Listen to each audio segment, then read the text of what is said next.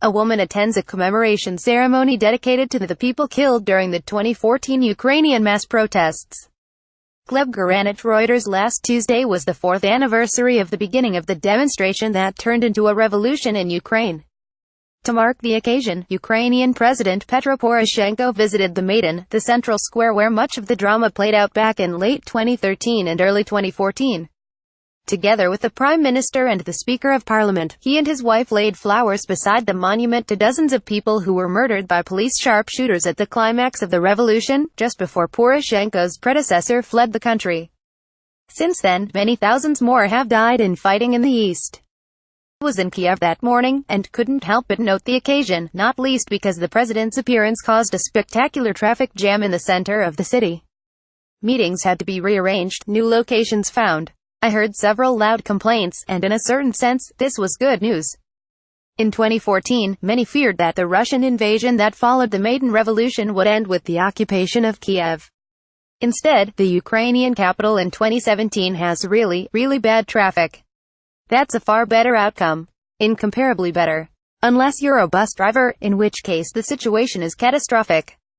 Perhaps that's a trivial example, but right now, any conversation about Ukraine is like that. In the course of 10 minutes, you hear a wide range of perspectives, from optimism, pessimism and pride in the revolution to anger at the things that don't work. The assessment depends on who is talking, and, more importantly, what that person's expectations were 4 years ago. In her new book, The Ukrainian Night, Marcy Shore has described how the Maidan Revolution genuinely transformed the lives of many of those who participated in it. Forced, suddenly, to make existential decisions, ordinary Ukrainians risked their lives to protest an unjust government, against corruption, against autocracy and in favor of a different, European, future. Facebook, "Like Us Don't Count," was the original call to protest. Subsequent months, some volunteered to fight against the Russian invasion, to raise money for soldiers and equipment. It was a moment one described as the end of ambivalence.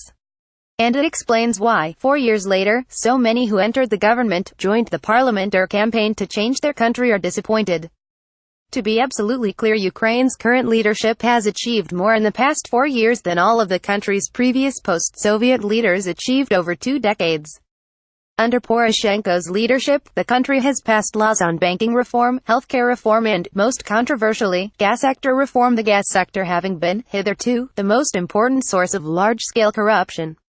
The country has instituted a widely praised electronic procurement system designed to eliminate corruption, too. After a long, disastrous recession, growth is finally picking up, with a lot of activity in the tech industry. There are efforts, stronger in some places than in others, to radically alter the operations of higher education. At Kiev Mohyla Academy, an ancient university refounded in 1991, students study everything from computer science to history to finance.